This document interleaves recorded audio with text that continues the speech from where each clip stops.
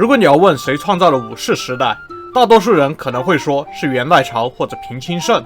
如果我只能说一个名字的话，那我会说是平清盛。虽说消灭了平家的元赖朝在镰仓建立了第一个武士幕府，但平清盛是第一个成为太政大臣的武士。没有平清盛铺垫的话，源氏他也不太可能建立武家政权。当然，严格的说，二人都是铺垫人物。镰仓幕府的局势起起伏伏，经历了多次御家人之间的倾轧，以及和公家的斗争。到成久之乱后，北条义时统治下的镰仓幕府打败了天皇和朝廷，武家政权才算是真正完整的建立。日本历史上长达700年的武士时代，可以说是由平清盛奠基，元赖朝制定框架，最后由北条义时所建立。2022年的大河剧《镰仓殿的13人》就描绘了这个武士时代的黎明期，以北条义时为中心讲了这个故事。今天让我来总评这部十分出色的大河剧。这里是巫女花散里，演绎日本历史与传奇的频道，记得先点赞订阅哦。现在48集的镰仓殿已经完结，看完之后可以坦率地说，山谷信息没有辜负期待，整部剧十分有趣，是近年来质量最高的大河剧之一。2021年的大河剧《直冲青天》在我这里的评价也很高，这2年的追剧体验还是很爽的。《直冲青天》讲了一个近现代历史故事，他对历史事实和通说进行了忠实而且详细的还原，因此我给他打了高分。镰仓殿的13人则是一个800多年前的故事，本身可信史料大多都有强烈的演绎色彩，创作部分就变得非常重要，这是对一个剧作家技能的真正考验。基本上镰仓殿的故事是以镰仓时代的历史书武崎镜为基础的，但是众所周知，武崎镜写于镰仓时代的中期，当时可以说是北条氏职权政治的鼎盛时期。一般认为武崎镜中有许多情节都是为了适应当时掌权的北条家的需求而写的，自然现在不可能完全去采用。日本论坛水友们考据，镰仓殿的前半部分情节的剧本参考主要来自玉叶、三怀记、平家物语、真我物语和源平盛衰记，后半部分则主要参考了羽管操、明月记和成久记等，并且大量融入了民间传说和邪说。我想也是在这种大量参考的基础上，才使得剧中明显虚构的部分也并不荒唐，对武崎镜中的意识的解释也没有偏颇，完成了这个历史爱好者和不熟悉历史的人都可以欢乐看完的故事。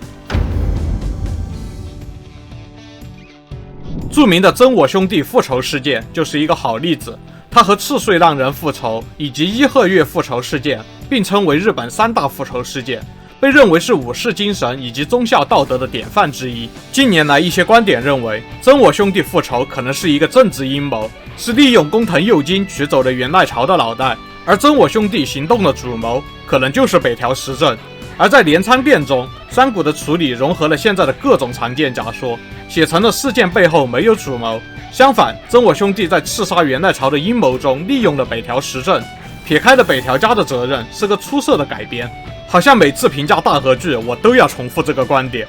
作为以传播历史为定位的大众娱乐作品，其情节的评价标准不在于还原历史，而在于是否勾起新观众对这段历史的新的兴趣，在于是否让观众从中看到当代人的行为逻辑，从而引起共鸣。大河剧中美化主角是理所当然的。当然，近年来的大河剧，包括镰仓殿，有过分美化以至于周围人的行为不合逻辑的倾向，显然这样更让人出戏，这就本末倒置了。肃清上总广长的情节也做了很大处理。通说认为上总广长因为谋反嫌疑而遭到了清洗，剧中则使用了上总广长自己没有谋反的想法，但是主君和其他的御家人都忌惮广长势力太大，尾大不掉，而先下手杀了他。此外，武崎镜中对尾原景时的事件的记录为，因为景时的诬告引发了御家人的广泛反感，他于是被迫逃离镰仓，策划叛乱，最终被镇压。另一个有力的假说则认为，这是北条氏为了扳倒尾原景时而策划的阴谋。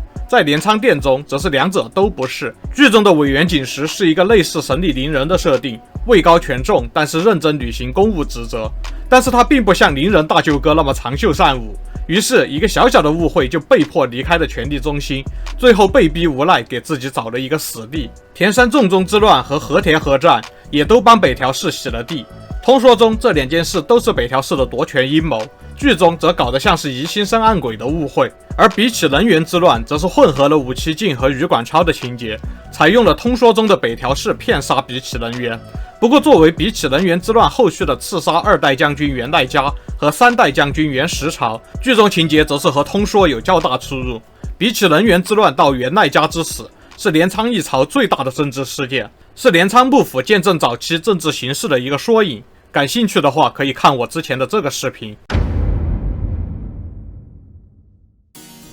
镰仓时代经常被称为是一部阴谋史，但我个人对此表示怀疑。系统越复杂，信息越公开的环境，阴谋的难度就越大，也就越难形成靠阴谋运行的社会组织的文化。这一点甚至小到一个公司中都是一样的吧。镰仓时代是相对繁荣稳定的时期，而且和后面的室町和前面的平安时期相比，本来就有更复杂的权力流程体系，事情就很难按照个人的阴谋发展。武崎靖当然是为了北条氏的方便而有许多伪造的历史记录，但这并不一定就意味着比起和田、尾原、田山，他们都是被北条氏的阴谋所杀。我对北条氏的评价就和其他的胜者一样，是在源代朝死后的权力斗争中，最终战胜了其他所有豪族的霸者，和足利尊氏、德川家康他们都没有本质的区别。武崎靖的粉饰程度也没有比后来者过分多少，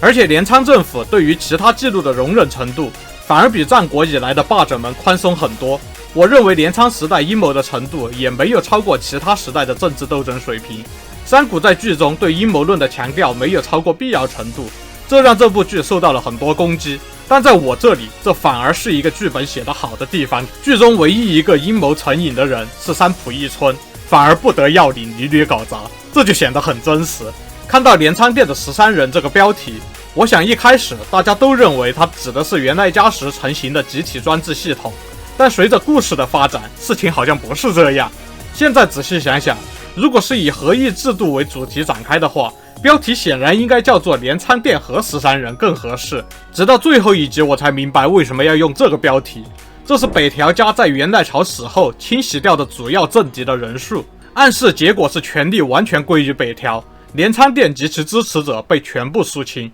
制作本身上，我个人是常年看大河剧，而且现在也自己制作视频，所以对今年的变化很敏感。这是我第一次看到在一部大河剧的标题中使用了阿拉伯数字，而且用了宋体字而不是笔画。此外，镰仓店的 OP 可以说是又短又快，节奏快的就像是运动会的入场曲，整个 OP 短到职员名单都要在正片中显示。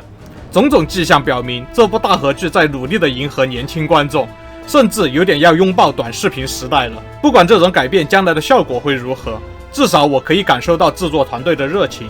然后剧中有一些伏笔太深而难以理解的地方。首先要说的就是第25集描绘源代朝之死，前面的伏笔让我以为会拍一个源代朝被北条义时毒死的故事，但是似乎是我解读过度了。那么源代朝落马时听到的铃音，通知给了和源代朝有深刻羁绊的所有人，除了北条义时，这个伏笔到底又是为了什么？我也没有搞懂。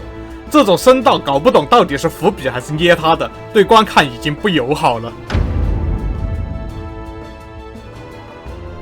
这是山谷自新选组和真田丸之后的第3部大河剧，虽然他本人可能会觉得讽刺，但我认为镰仓店的13人将来会被评价为他创作的质量最高的，同时也是市场表现最差的大河剧。新选组剧本的后半段的质量比前半段高到不知道哪里去了。新选组的后半段形成了一手史料、通说和实说平衡融合的山谷风格的历史叙事，质量大概和镰仓店相当了。但是后来的真田丸又用力过猛，以至于主角真田幸村塑造的称不上成功。关键是现在谁敢说芥雅人没有演好吗？那就只能说山谷的剧本没有写好了。镰仓店对于北条义时的黑暗英雄形象塑造的就很成功，可以说是给麒麟降临上了一课，然后收视率被麒麟降临按在地上摩擦。视频开头我说平清盛奠基，源代朝制作框架，北条义时最终建立了武士时代。我看来山谷的剧本也是这样的过程，如果他能出第4部的话，应该会有极高的成就，但是也不容易了。写过4部大河剧的应该就只有传奇剧作人中岛战国，而且这期镰仓店的收视率确实不怎么样。更重要的是，山谷他已经用完了幕末、战国、镰仓3个最有收视率的时代背景，下一步不管是重新描绘这些时代，还是另开一个坑，在商业上都会变成吃老本， NHK 也许是不会采用它了。最后借用山谷在采访中所说，不是我的剧本有趣，而是这个时代有趣。如果说日本曾经有一个真正变革的时代，我现在几乎相信就是这个时代。这不是一个由外部力量驱动的转变，而是一种日本内部形成的时代高潮，逼迫着我们必须选择一条道路。这个时代高潮的中心是谁呢？正是东国武士集团。从1180年开始的一系列行动，一直以来被称为元赖朝举兵。但这些不是元赖朝的个人奋斗，还有历史与时代的进步，